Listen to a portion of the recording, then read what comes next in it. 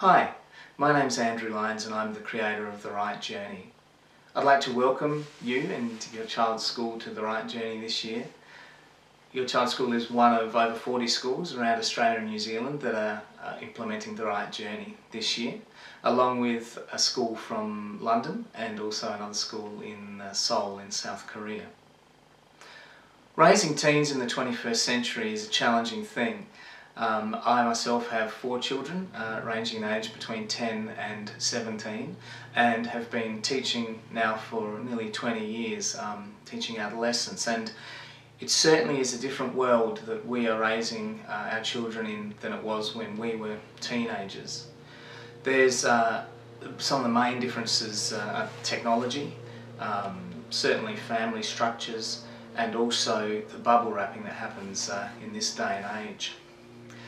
Technology and the influence of it has created many changes for our young people. Some of those include simply a lack of outdoor time, but also things like a lack of connecting one-on-one with other humans.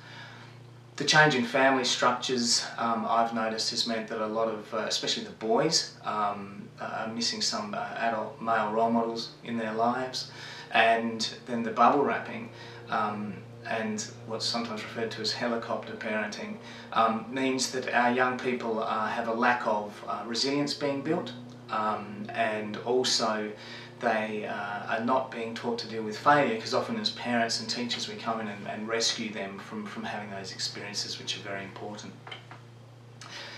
In the Western culture there has been a loss of rite of passage, which is a way of shifting a child, a dependent and irresponsible child, into adulthood, an adulthood of independence and responsibility. All of the traditional cultures that I know of around the world have used a rite of passage as a way of acknowledging and celebrating and educating their children through into adulthood. But we have lost that in our Western culture. And in fact, that's led to what's now known as adolescence, which is a recent creation, and certainly only found in the Western world, and only really within the last 70 to 80 years. And it's basically a period which sociologists would suggest now is from about 8 or 9 years of age and runs through until 30 years of age, which is the average age that young people in the West are taking on what we would term adult roles. And the Rite Journey is a deliberate process to try and shift that, and to have our young people stepping into responsibility and independence a lot younger than 30 years of age.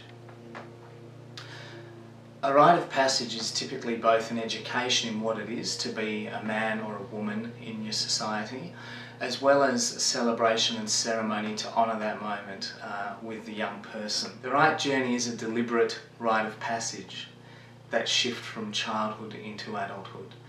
And any rite of passage involves both an education about what it is to be a man or a woman in your society, along with the celebration and ceremony that honours that shift.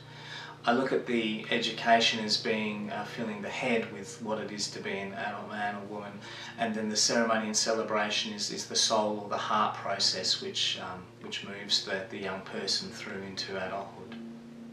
You may have heard of the phrase, "it takes a village to raise a child." Certainly in our culture at the moment that doesn't quite stand true. Things have shifted, and in our culture we often live quite isolated in our homes, and the Rite Journey is an intention to begin recreating that, and certainly to provide a number of adults in the lives of young people.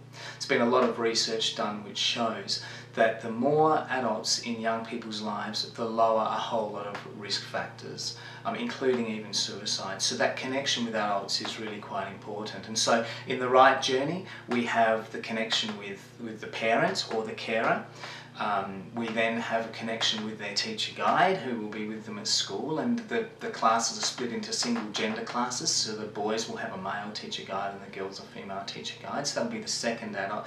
And then the third adult that we would like to encourage you to bring into their lives is a mentor for the year, to choose a same gender adult from your circle of friends who might be willing to spend perhaps an hour or a couple of hours a month with your child as another connection. And also with that mentor, we'd look forward to potentially that relationship continuing beyond school, and that being a special connection between your child and that adult mentor. There are a number of ways which building connection can happen in the family as well. And what piece of research I heard just recently was that one of the strongest predictors of academic success in school, and also something that lowers a lot of the rates of suicide and alcohol and drug use, and even early sexualization, is simply family meal times. The research found that if a young person, teen or child, had 5 family meals with their 1 or 2 parents each week, that it increased their academic success and lowered all of those other risk factors. So it's an amazing piece of research, and something that I encourage you to think about how that might work with your family. And the other thing is also technology and ways of limiting the use of technology in family time. So I suggest that there's a charging table in the house where at meal times and at bedtime all mobile phones and other mobile devices are charged on that particular table. One of the important elements of the Rite journey is an increase in responsibility for the child as they move into being a young man or young woman. I encourage you to think about how that increased responsibility might look in your home. Certainly in the school, we're looking at how this increased responsibility might happen in the years after the Rite journey, and I encourage you to think about how that might look in your home as well. My son is 14, and he's responsible for washing all his own clothes and his bed linen. He's responsible for vacuuming his room and keeping that tidy, and also for preparing his lunches in the morning. So that shift for him is beginning, where he's taking on more responsibility at home. I always enjoy hearing from Rite Journey schools how successful the program is, not only in working with the entire cohort, but often personal and individual stories from students and the way that they have experienced the program, and also the feedback from parents. So I really encourage you to get on board with the Rite journey this year with your child. I hope that you find it a rewarding experience. I encourage you to touch base with your child and to perhaps ask how it's going along the way. And I'd also really encourage you to notice any shifts that you might see in them as a young person, and to affirm those and to notice those. I really wish your child's school, your child and you as a family all the best in your Rite journey this year. It really is a journey for the school and for the teachers, and for you as a family and your child. So I hope that it's a wonderful experience for you, and I wish you all the best.